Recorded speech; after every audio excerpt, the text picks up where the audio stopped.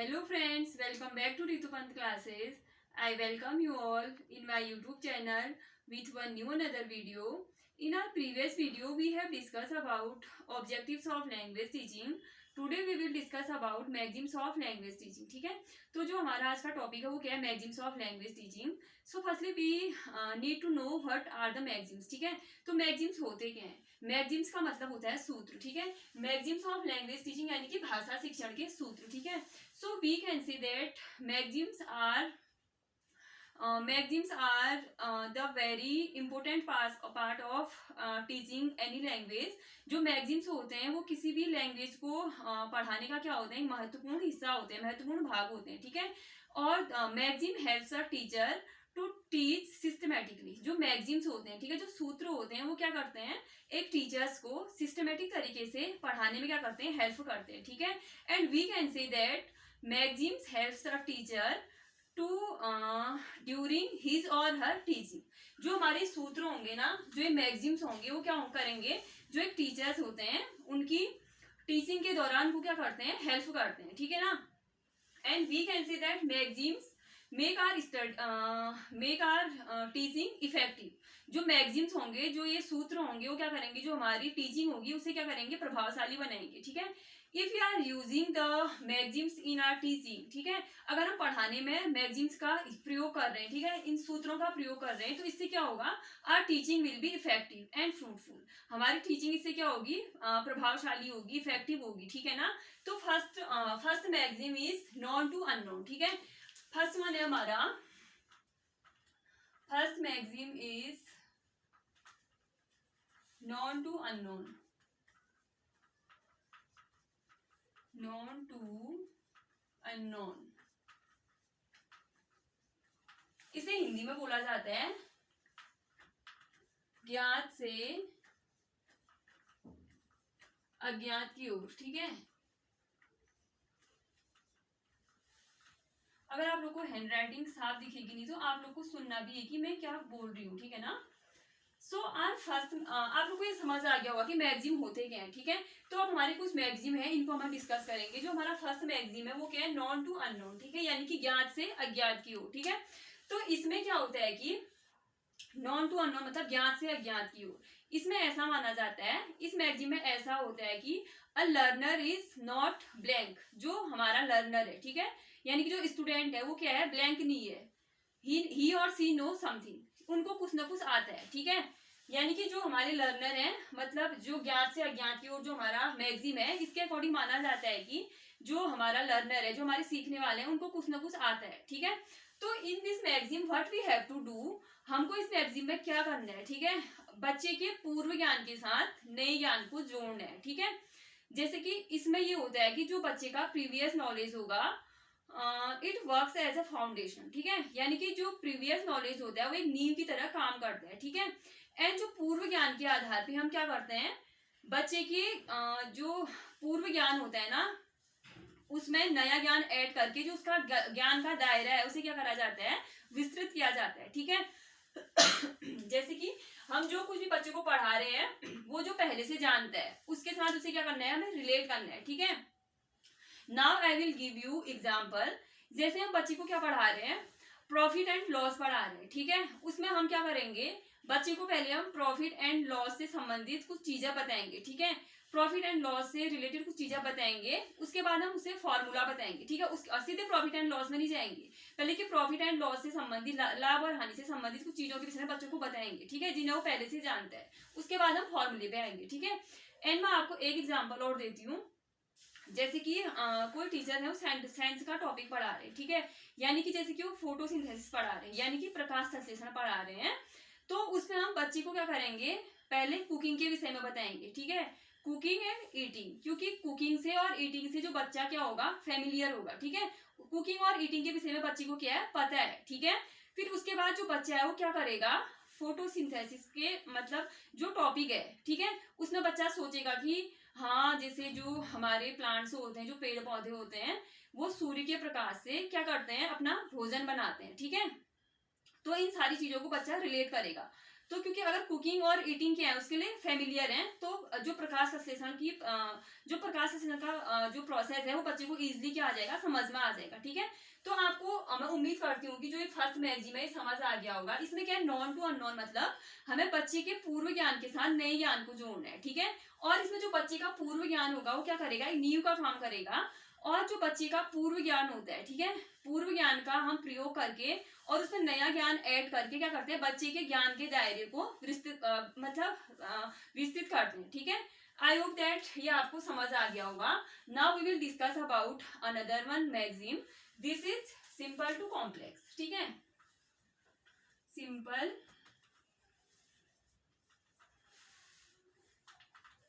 To complex, इसका मतलब होता है सरल से जटिल की ओर।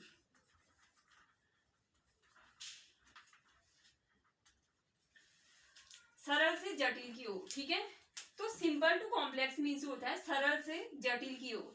इसमें क्या करना है हमें, whenever we are teaching any topic to our students, what we have to do, we have to start from simple thing। ठीक है, हमें हमेशा बच्चे को क्या करना है, पहले इजी चीजों से पढ़ाना है। ठीक है, अगर हम इजी चीजें बच्चे को पढ़ाएंगे तो क्या होगा, they will motivated, they will encourage for learning. ठीक है, और इससे क्या होगा, बच्चे को अगर हम सिंपल चीजों से कॉम्प्लेक्स चीजों को पढ़ाएंगे तो बच्चों को सीखने में दे विल गेट इंटरेस्ट। ठीक है, बच्चे को इंटरेस्ट आएगा सीखने में। ठीक है, और वो मोटिवेट होंगे। ठीक है ना, और इससे क्या होगा कि जो complex things will be easy to understand. जो जटिल चीजें हैं वो भी समझने में क्या होंगी, बच्चे को हेल्प करेंगी। ठीक है, तो सिंपल टू कॉम्प्लेक्स में ये करना है, पहले हमें बच्चे को इजी चीजें पढ़ानी है। ठीक है, उसके बाद हमें जटिल की ओर जाना है। जटिल मीन्स टफ चीजें फिर पढ़ानी है। पहले हम इजी चीजें पढ़ाएंगे, फिर हम कठिन चीजें पढ़ाएंगे। ठीक है, जैसे कि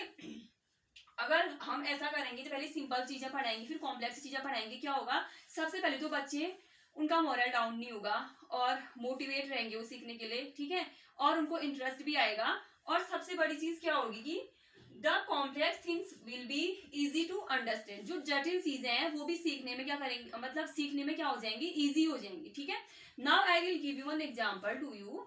जैसे मैं आपको एग्जाम्पल देती हूँ। ठीक है, जैसे कि एक बच्चा है कोई, हम चाहते हैं कि वो क्या करे, फ्लुएंटली रीडिंग करे इंग्लिश की। ठीक है, तो इसके लिए हमें क्या करना पड़ेगा, सबसे पहले बच्चे को हमें प्रॉपरली एबीसीडी सिखानी पड़ेगी। ठीक है, और जो हमारे इंग्लिश के ओवा कॉखा होते हैं ये सारी चीजें सिखानी पड़ेंगी और 12 खड़ी सिखानी पड़ेंगी। ठीक है, अगर ये सारी चीजें बच्चे को आएंगी, ठीक है, तो क्या होगा, जो जटिल चीज यानी कि थोड़ा रीडिंग क्या होती है बच्चों के लिए, कॉम्प्लेक्स थिंग्स होती है ना, तो अगर हमने पहले सरल से शुरू करा, उनको क्या सिखाए, पहले हमने जैसे ओवा कॉखा ये सारी चीजें, 12 खड़ियां ये सारी चीजें बता दी। ठीक है, उसके बाद जो ये जटिल चीज है उनके लिए यानी कि जो रीडिंग है वो क्या हो जाएगी, इजी हो जाएगी। ठीक है ना, now I will give you one another example. मैं आपको एक दूसरा एग्जाम्पल देती हूँ इसका। ठीक है, जिसके हम बच्चों को कुछ ट्रांसलेशन के लिए सेंटेंसेस दे रहे हैं। ठीक है, हमें सबसे पहले क्या करना है, अगर हम बच्चों से बोल रहे हैं कि आपको ये सेंटेंस ट्रांसलेट करने हैं इंग्लिश में। ठीक है, सबसे पहले हम क्या करेंगे, बच्चों को मतलब इजी सेंटेंस सिखाएंगे। ठीक है, जो छोटे छोटे सेंटेंस होंगे उनको ट्रांसलेट करना सिखाएंगे। How you will translate all these sentences.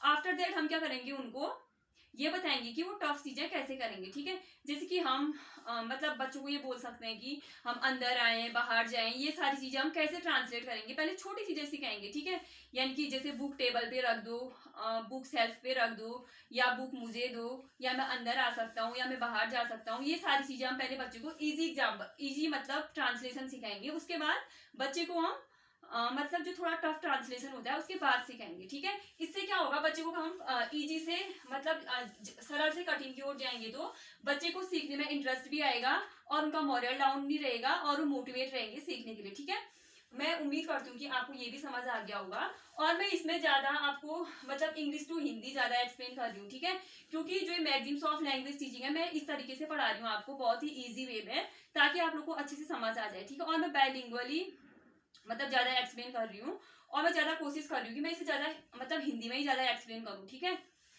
तो हमारा दूसरा थर्ड मैगजीन है हमारा एनालिसिस टू सिंथेसिस, ठीक है, एनालिसिस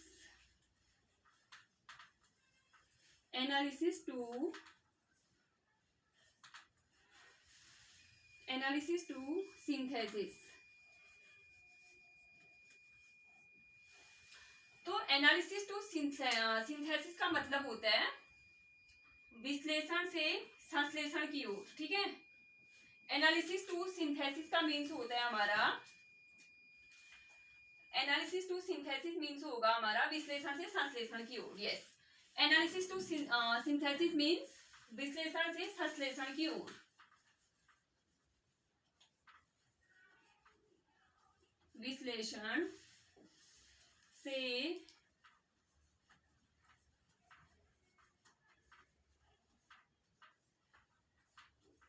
संश्लेषण की ओर।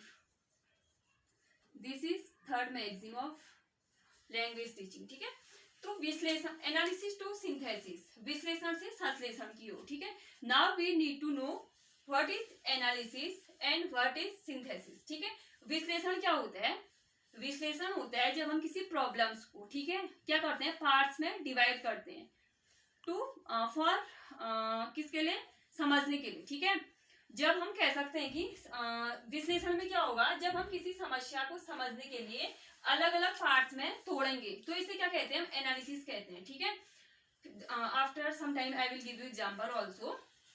और सिंथेसिस का मतलब होता है जो हमने अलग अलग पार्ट कर रखे हैं, ठीक है, किसी प्रॉब्लम को समझने के लिए हम इसको, इसमें क्या करेंगे, सिंथेसिस में उनको जोड़ देंगे, ठीक है। जैसे कि मैं आपको एग्जांपल देती हूँ, ठीक है।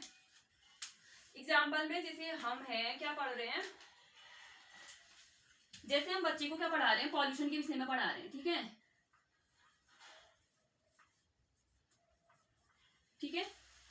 जैसे हम बच्चे को पॉल्यूशन के विषय में पढ़ा रहे हैं तो what we have to do, we have to divide the topic in different parts, ठीक है।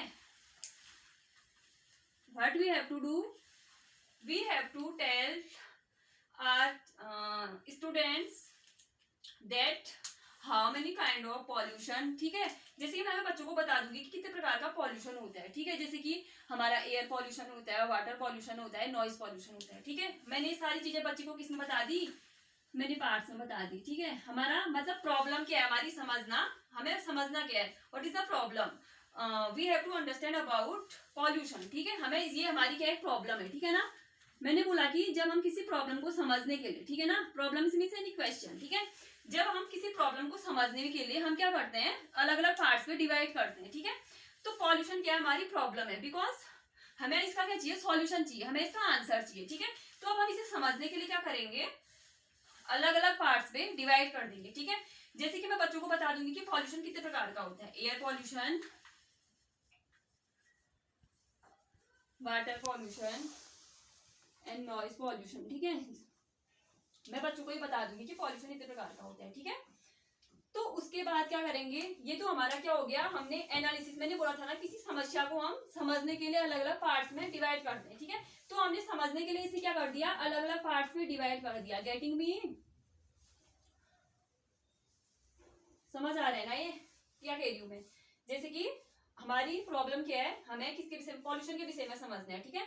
और मैंने बोला था कि हम इसे समझने के लिए अलग अलग पार्ट्स में तोड़ेंगे, तो हमने इसे अलग अलग पार्ट्स में डिवाइड कर दिया, ठीक है। इसके कितने मतलब पॉल्यूशन के कितने टाइप्स होते हैं और सारी चीजें हम इन डिटेल भी हम बच्चों को बताएंगे पॉल्यूशन के विषय में, ठीक है। After that what we will do, synthesis में क्या होता है, ये हमने क्या कर रखे हैं, डिफरेंट डिफरेंट पार्ट्स में इसे तोड़ रखा है, ठीक है। सिंथेसिस में क्या होता है, एनालिसिस मतलब विश्लेषण एंड सिंथेसिस, ठीक है।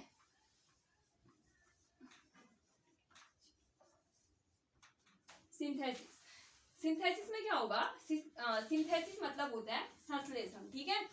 तो व्हाट वी विल डू, जो हमने अलग अलग पार्ट्स कर रखे हैं ना प्रॉब्लम्स को समझने के लिए, in synthesis we will combine all the parts, इसमें हम क्या कर देंगे, इन सारे पार्ट्स को कंबाइन कर देंगे, ठीक है ना, combine all the parts.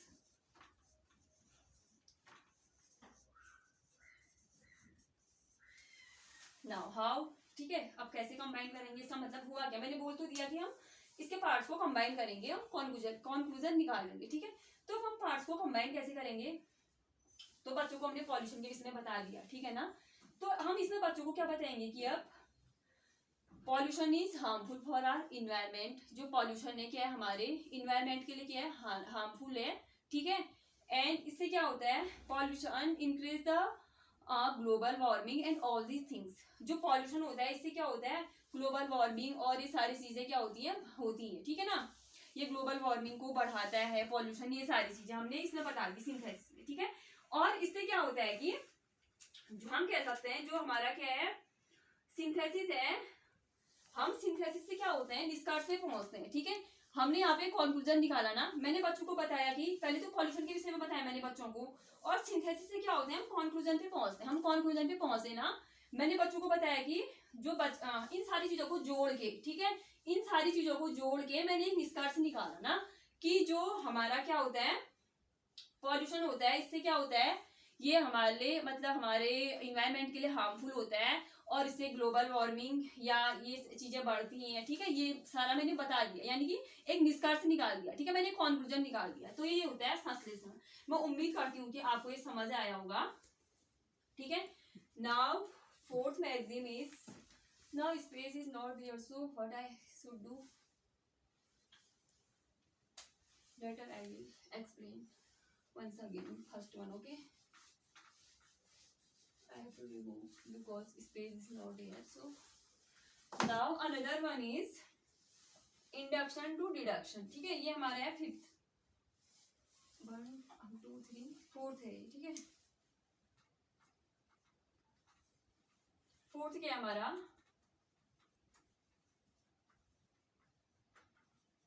Induction to deduction, ठीक है। इसको हम बोलते हैं आगमन से निगमन की ओर, ठीक है। आगमन से निगमन की ओर, ठीक है। तो इसमें क्या होता है आगमन से निगमन की ओर में हम क्या करेंगे, इंडक्शन टू डिडक्शन का मतलब होता है आगमन से निगमन की ओर, ठीक है।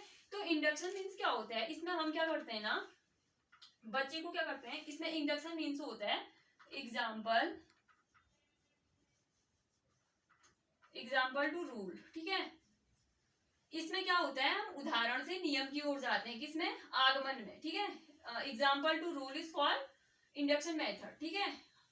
जो ये आगमन में क्या होता है, आगमन से निगमन की ओर है ना, आगमन विधि में क्या होता है कि एक विधि भी होती है आगमन और निगमन विधि, ठीक है। ये एक मैगजीम है हमारा इंडक्शन टू डिडक्शन, यानी कि आगमन से निगमन की ओर। इसमें क्या होता है एग्जाम्पल टू रूल, पहले हम बच्चे को एग्जाम्पल देंगे, उसके बाद हम बच्चे को रूल बताएंगे, ठीक है। जैसे कि मैं बच्चे को टेंस पढ़ा रही हूँ, ठीक है, जैसे कि मैं बच्चों को टेंस पढ़ा रही हूँ, प्रेजेंट इंडेफिनिट टेंस पढ़ा रही हूँ, ठीक है। मैंने यहाँ पे क्या लिखा है एग्जाम्पल टू रूल, ठीक है।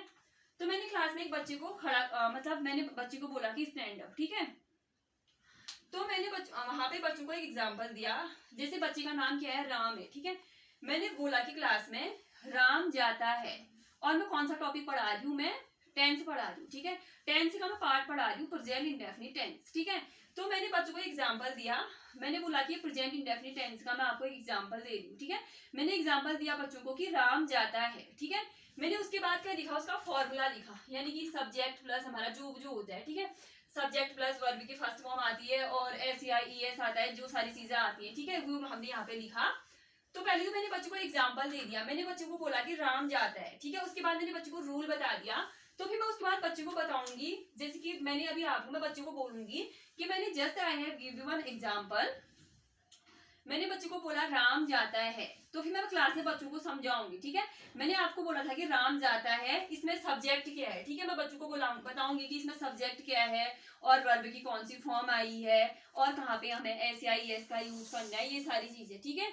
मैं उम्मीद करती हूँ कि आपको ये समझ आ गया होगा। मतलब इंडक्शन का मतलब होता है, इंडक्शन टू डिडक्शन मीन्स होता है आगमन से निगमन की ओर, और इंडक्शन मीन्स क्या होगा, पहले हम बच्चे को एग्जाम्पल देंगे, उसके बाद हम रूल की तरफ ले जाएंगे, ठीक है।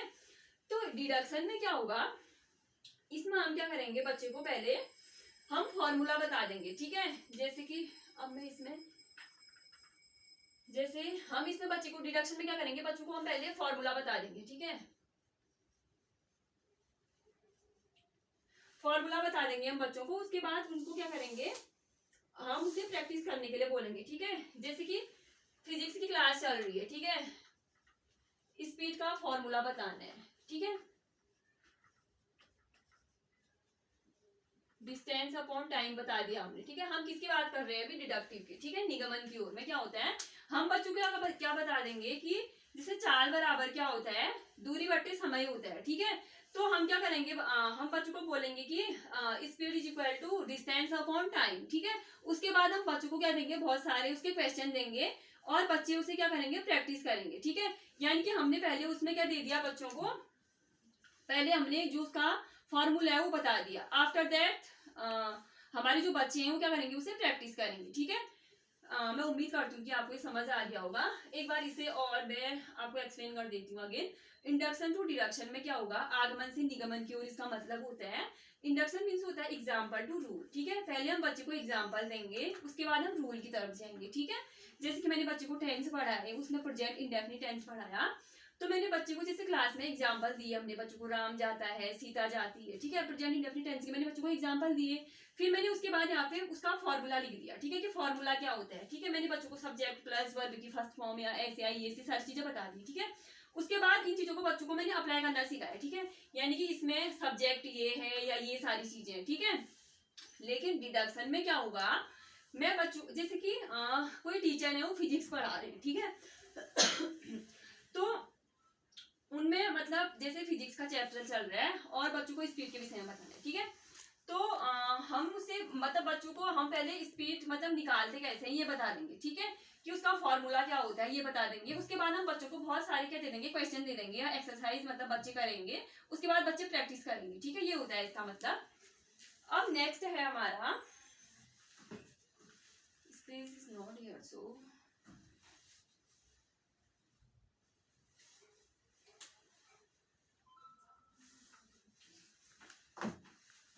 कॉन्क्रीट टू अब्स्ट्रैक्ट, ये हमारा फिफ्थ चल रहा है, ठीक है। कॉन्क्रीट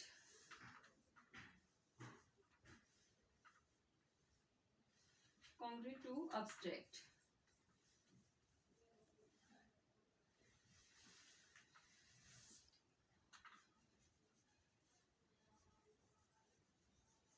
कॉन्क्रीट टू अब्स्ट्रैक्ट, ठीक है। कॉन्क्रीट टू अब्स्ट्रैक्ट का मतलब होता है मूर्त से अमूर्त की ओर।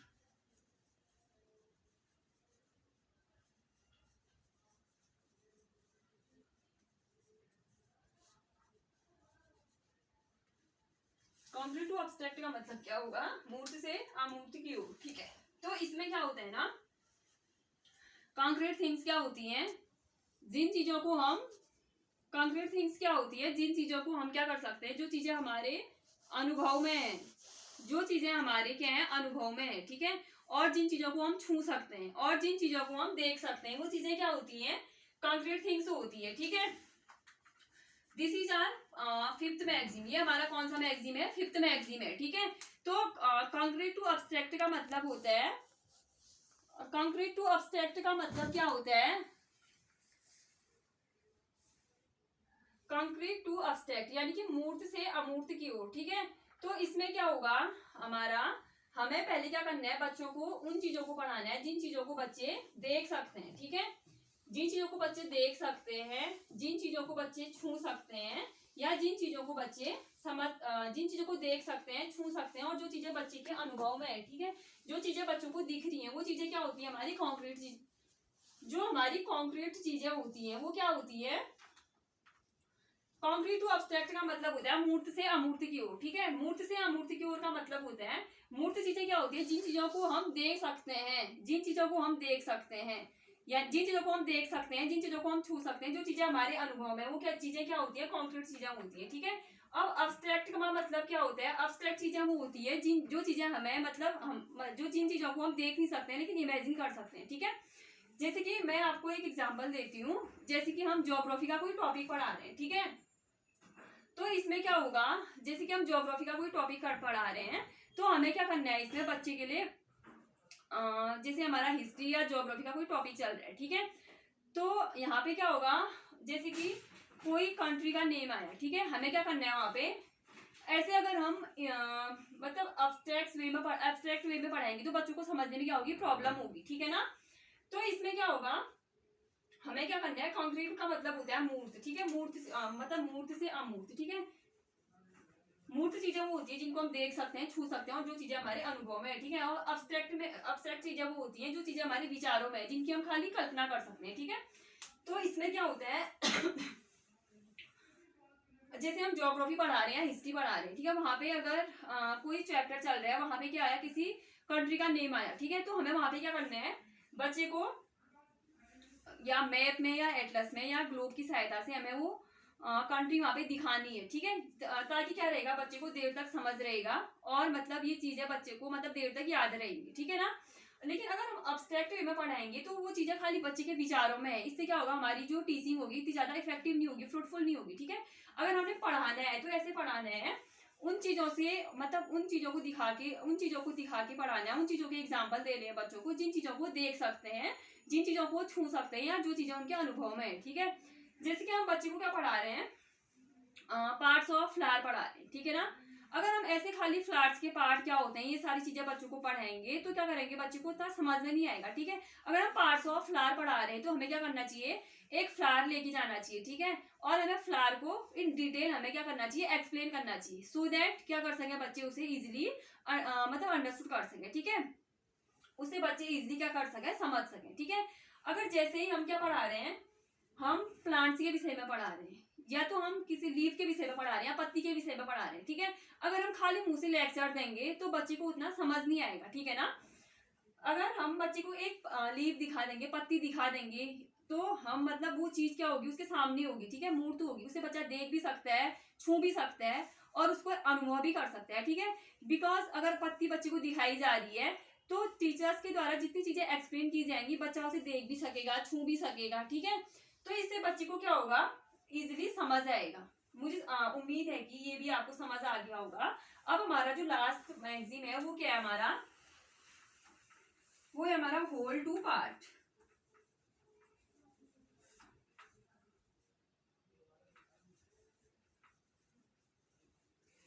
होल टू पार्ट का मतलब होता है समग्र से हिस्सों की तरफ, समग्र से हिस्सों की ओर, ठीक है।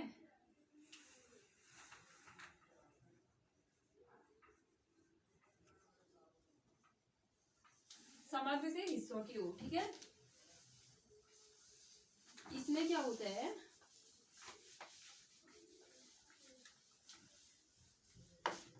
समग्र से हिस्सों की ओर क्या होगा,